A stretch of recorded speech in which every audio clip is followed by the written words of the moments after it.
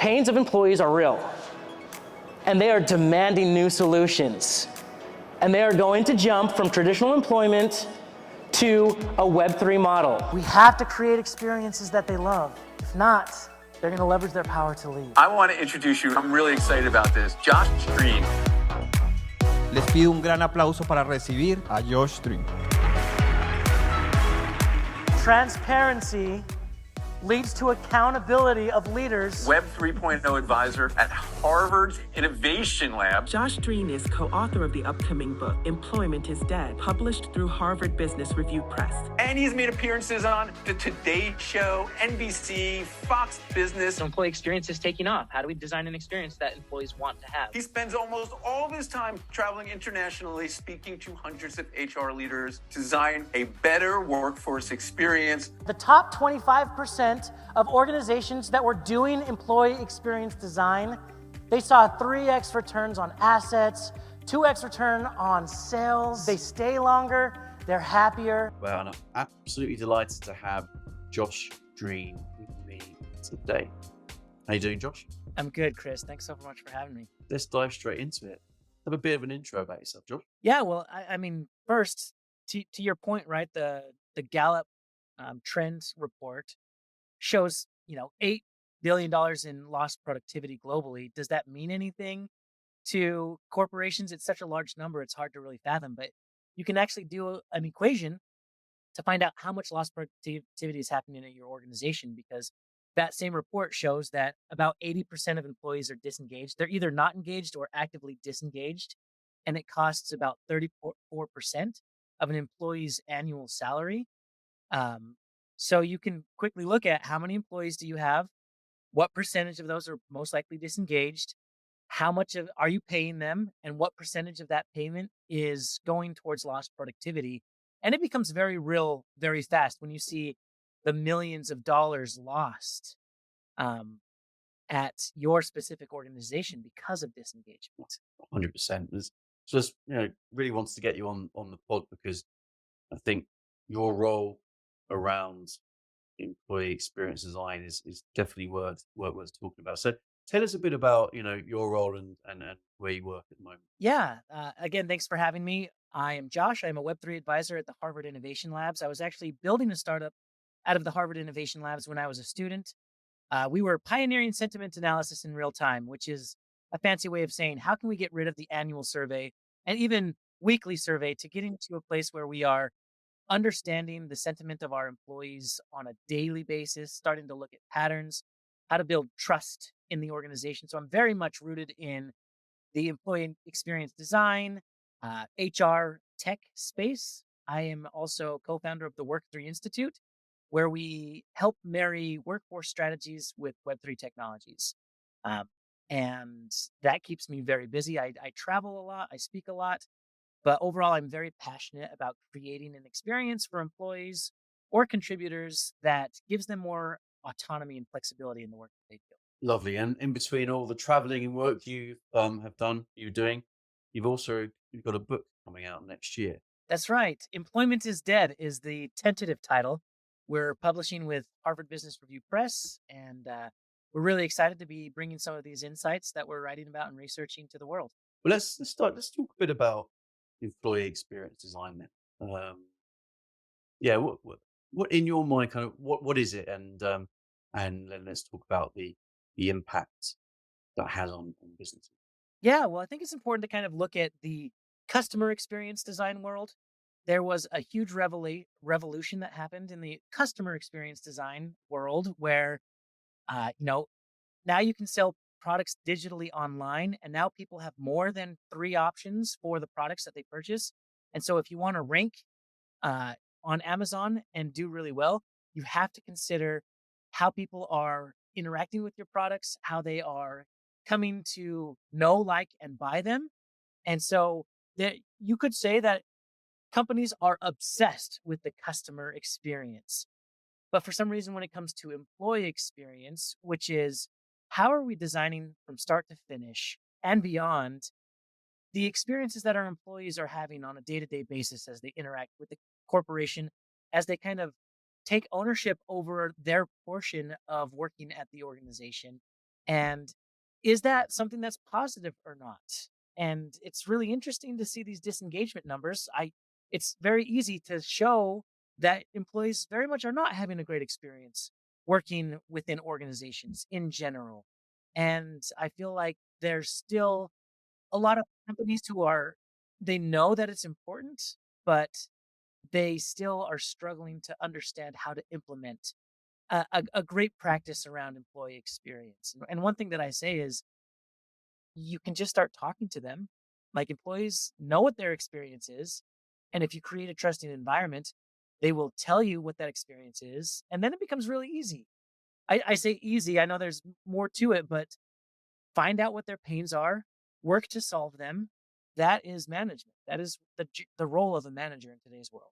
It's very true. I've had a leadership consultant on the podcast, and he touches on everything you talk about. You know, it's literally about how you can listen to your employees, and your job is to actually not get the results out of them. The job is to actually give them what they need and help them understand them, so that then the byproduct of that is our results, happy employees, and a happy, successful business. It's interesting what you said earlier on about sentiment analysis and trying to move away from the annual survey or even weekly survey. That's something over the years, and I think it's still prevalent now more than it should be, of the annual employee engagement survey. And I think that reliance on that annual survey, but you can get a lot of the answers that you want from it, or you can focus on the positives more than negatives. Um, that's just missing a massive gap in terms of like truly, truly, truly understanding what your employees are feeling.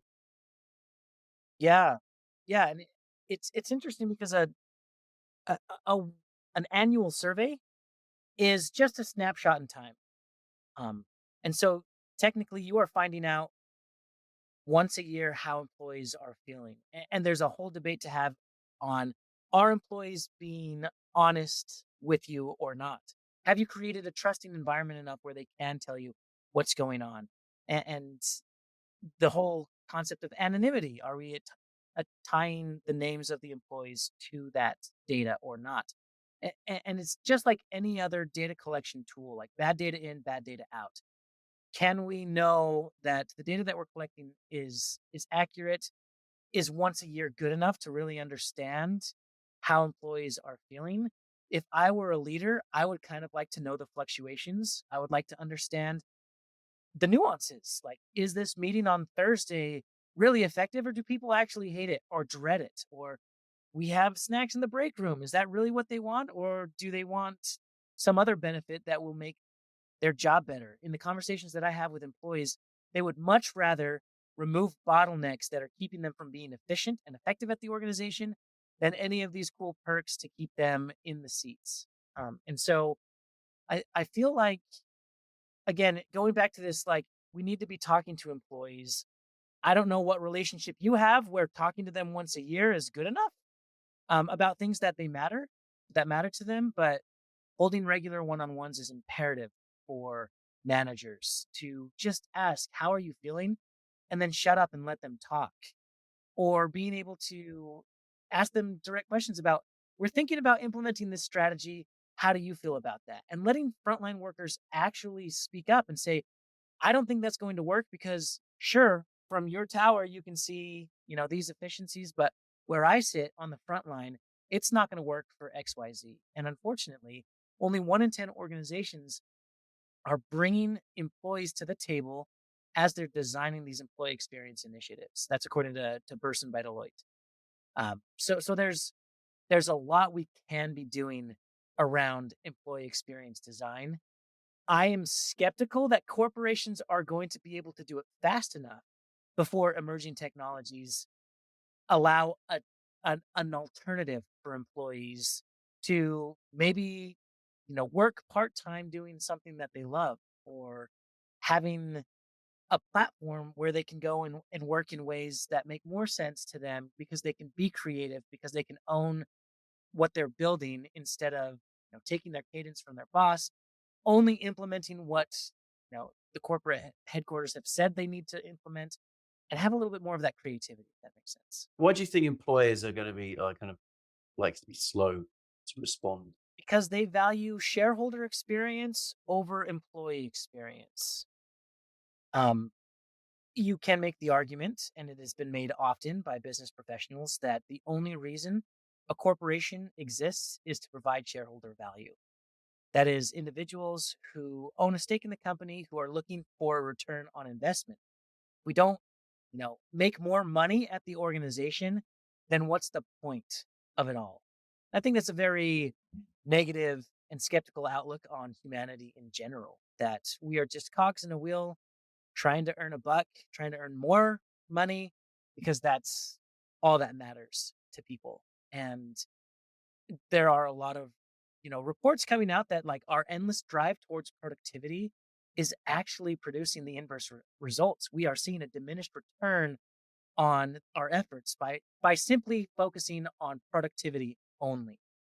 Whereas human beings, if you see how they use their time outside of work, a lot of it is fulfilling and meaningful experiences. They are playing video games with their friends. They are going to concerts. They are doing the things that make humanity beautiful.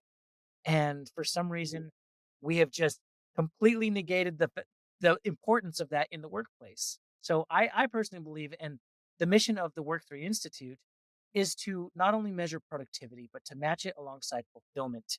If we can get employee productivity and employee fulfillment into the fourth quadrant, then we will have optimized employees, we will have high performing teams, and it will be a place that is not just extractive, where we're just trying to get something out of our employees and then they burn out and then they leave somewhere else. It's they actually really like what they're doing. They actually really enjoy being at the company because you implement their feedback. All of the employee experience elements, are in place. But I do believe that productivity and fulfillment have to be measured together. So true, isn't it? Because I think productivity automatically the mind goes to creating more widgets. It's ingrained in industrial age and manufacturing of being efficient with the number of items, things you create. Now, of course, there is a role for that. Absolutely, there's businesses that require high volumes of units to be produced, but then technology helps that as well. Um, but the productivity, we hear it a lot, don't we? Is being intentional with your time. Feeling that you, especially with cognitive roles, which that's increasingly the case these days, where actually productivity is about spending your time in the best way rather than trying to get as much done as possible. Because actually, when you take that approach, you become more productive. If that makes sense. It does, yeah. And where I see HR tech going, and there's a lot of really cool companies that are working on a talent marketplace. You've got Fuel 50 and Gloat.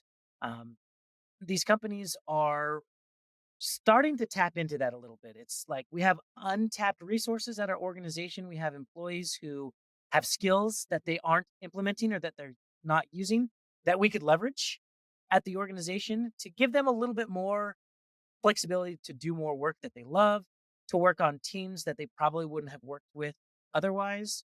And that's a really efficient way to start to look at, you know, bringing productivity and fulfillment together internally within an organization. But I always like to take it a step further and think about the global talent marketplace. Why aren't we doing this on a global scale?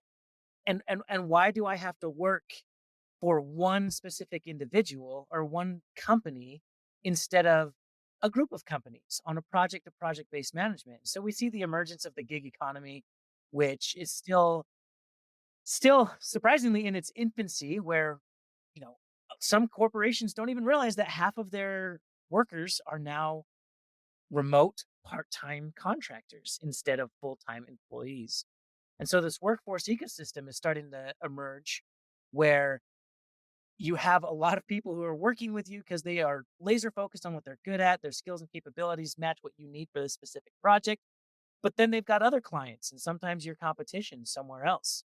Um, I believe that model can be applied across the board. I believe that we're headed in that direction, both from a centralized version of work and a decentralized version of work, where you can work when you want on projects that you like for several companies at a time, making income that makes sense to you, and also that you get to own in a way. You get to have some sort of part of the sales that come from that. If we go on the basis that employers are going to be too slow to stop this migration to a more decentralized world of employment, where each individual has more control over what they do, and therefore employers maybe have to try harder to try and get the right talent onto a particular project.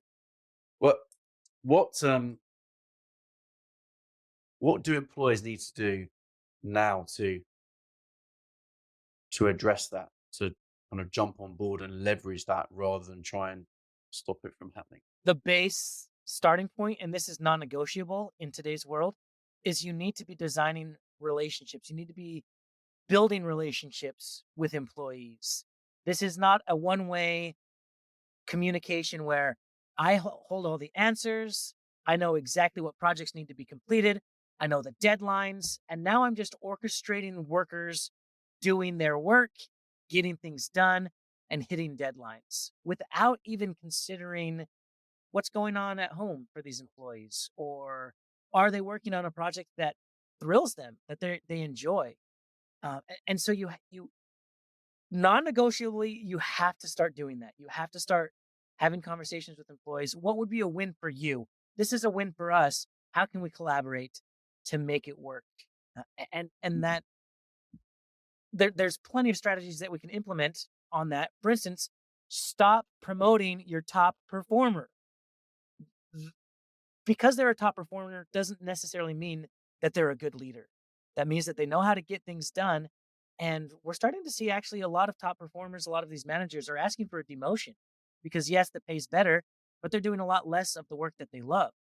And someone sitting right next to them might not be the top performer, but they're really good at orchestrating the work, at finding how people are feeling and meeting those needs, providing more resources. So we have to be much more intentional on how we promote. As an example, and the reason why we have to be focusing on this is not only because it builds a better culture at the organization, your people are happy, they stay longer. Like, there are some very clear bottom line impacts to focusing on this, but your employees are going to have more options than ever moving forward as we look at Web3 technologies, AI, as we look at the metaverse. They're going to be able to find ways of earning income outside of the traditional scope of work. And we need to be thinking about it. And we're not. We're currently not. Like Gen Z coming into the workforce, we are wholly unprepared to help and manage them. When it comes to the Web3, is lots of people have heard, oh, well, Web3 was a passing thing. It's all about AI now, and they're definitely missing a trick and just going on media headlines more than anything else. But what is let's talk about, kind of dive into Web3 a little bit and make that connection more with what we're talking about. So how is Web3 gonna impact? Yeah, so Web3 essentially is a combination of technologies that are going to pretty much bring to pass a third internet, right? When you look at Web 1.0, it was very much a static web page where all you're doing is reading information, and you can access it much faster than going to the library. But there was no interaction there. And then Web 2.0 kind of was this emergence of social media, interacting with each other, uh, a little bit of give, a little bit of take. Like, I can have my own blog, I can make my own YouTube channel, and now we are building communities. Web 3 is going to be a jump from a 2D version of work to a 3D immersive interoperable world. And I know that it might sound a little bit farcical at this point, or why do we need that? But when you start to look at the elements that would, like, fix a lot of the pains, especially in the workplace, imagine, a virtual office that is not just a Zoom meeting or getting blown up on Slack a lot. It's an actual virtual office, and you can go in there and you can see your coworkers, you can work alongside them. I know that these technologies still have a long way to go before they're fully viable and fully adopted, but now we allow for a global talent marketplace. You can hire talent from anywhere in the world, and you can get 90% there of having like real digital human interactions with each other. That's the whole argument behind return to the office, is that we get to be in the same place together and human. Well, we can still do that digitally and leverage a global workforce or cut down on emissions or be more effective. And so that is like one option. There's also, like I said, a global talent marketplace. Imagine a world where instead of like sliding over a self-reported resume and having them look at your transcripts and say, you might be a good fit, we don't actually know if this is real or not, or like having a job description and employees are apply for it and then find out months into their job that that's not actually what they're going to be doing.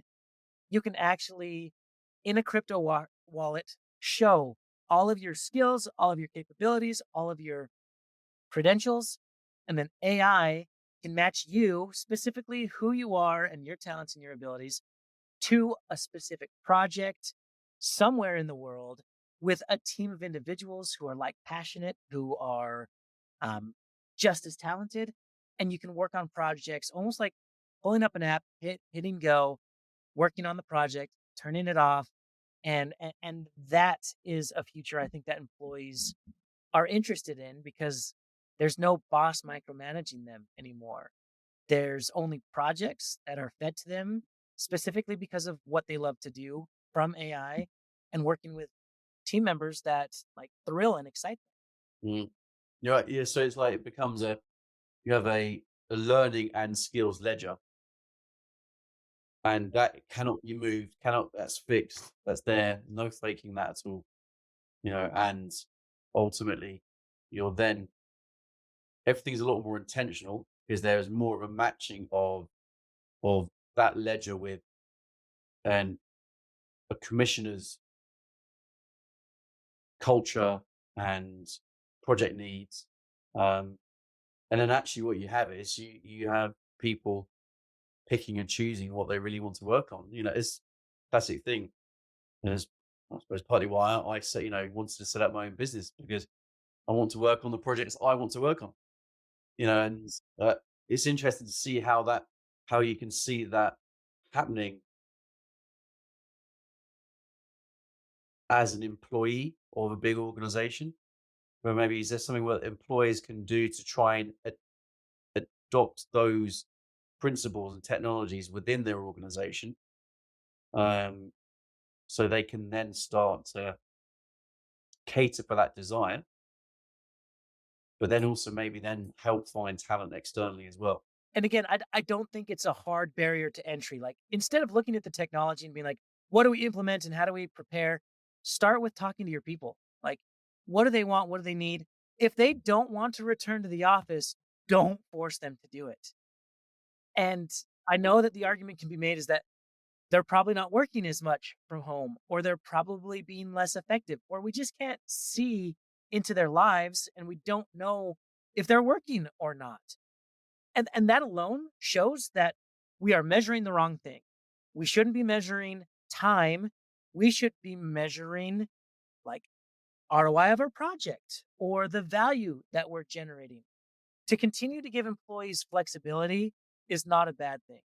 To align that flexibility with their passions is gold. And so that's what we need to do first and foremost. So if employees don't want to come back to the office, and you're like, okay, well, I need you to like do this, maybe there's a middle ground, right? Maybe we can leverage a virtual office like SoWork or Verbella, where we see you and we have a culture, and we can connect in these ways. So there's definitely some hybrid versions there, and I understand that every company is different and there are nuances to all of this. But like, again, the non-negotiable is we need to be understanding the pains of our employees and so on.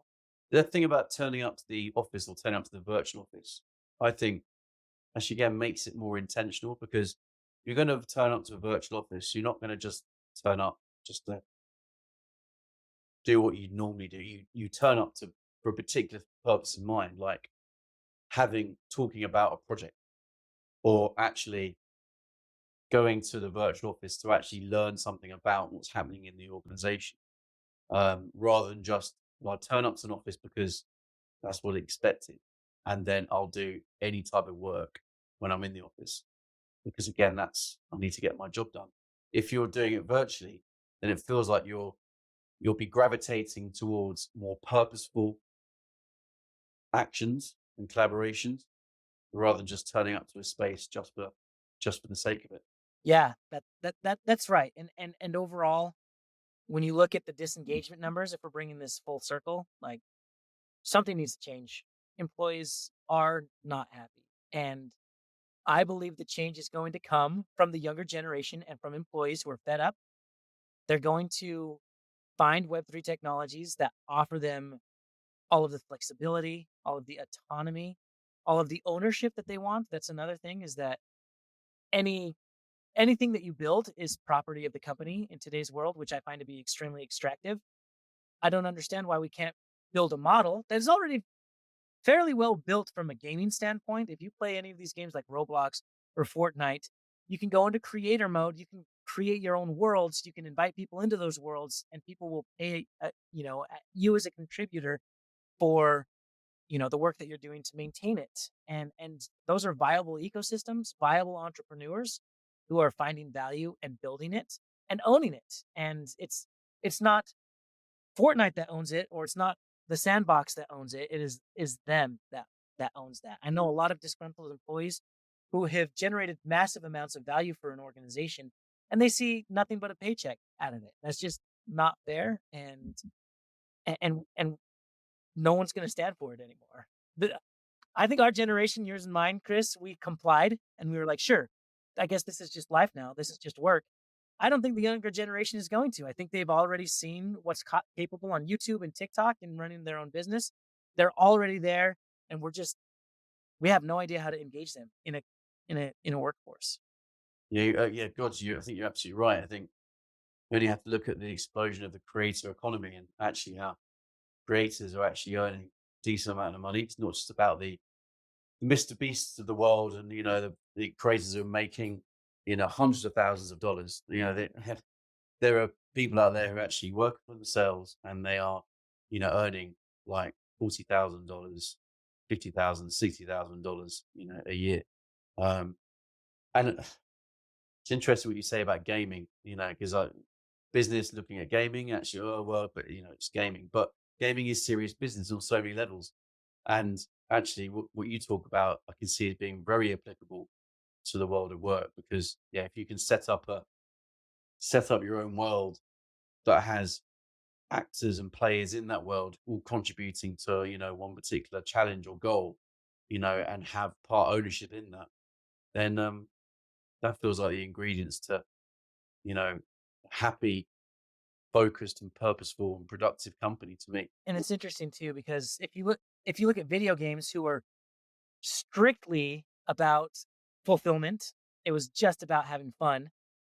They are starting to change their model to be more fulfillment and productivity. How can we, generate value in these ways? And so I think there's a middle ground that we're going to find in Web3, which is companies are going to be forced to find more fulfilling experiences for employees, and video games are going to be more and more productive, to the point where, in a interoperable metaverse, should it come to pass, will be people generating value based on the things that they love, doing it because they are passionate about it, and bringing like-minded people together.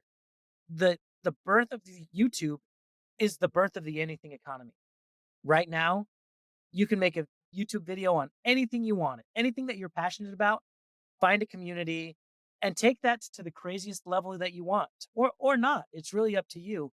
But I do believe that there is an anything economy of talent that is coming, where you will be employed, quote unquote, based off of what you love to do. And it's not picking a list of prefabricated things that you need to learn in college, wanting to go out and do that, being sourced into a job, and you're still unprepared for the workforce coming out of 4 years of college. It's going to be, I'm a high schooler, I love doing this, I'm going to do this. And it's okay because there's a community. If you look at Discord, it's already happening. There are any community that you want to join on Discord, you can. And it's not just chatting anymore. It's like, how are we adding value? And people will pay for that. They will pay for a premium experience to be a part of something bigger. When you start talking about paying employees versus employees paying you to be a part of something, like you know that's when you've hit the fulfillment requirements. Those employees are paying for something. They, in this context, they're contributing to. They are shareholders, going back right to the beginning.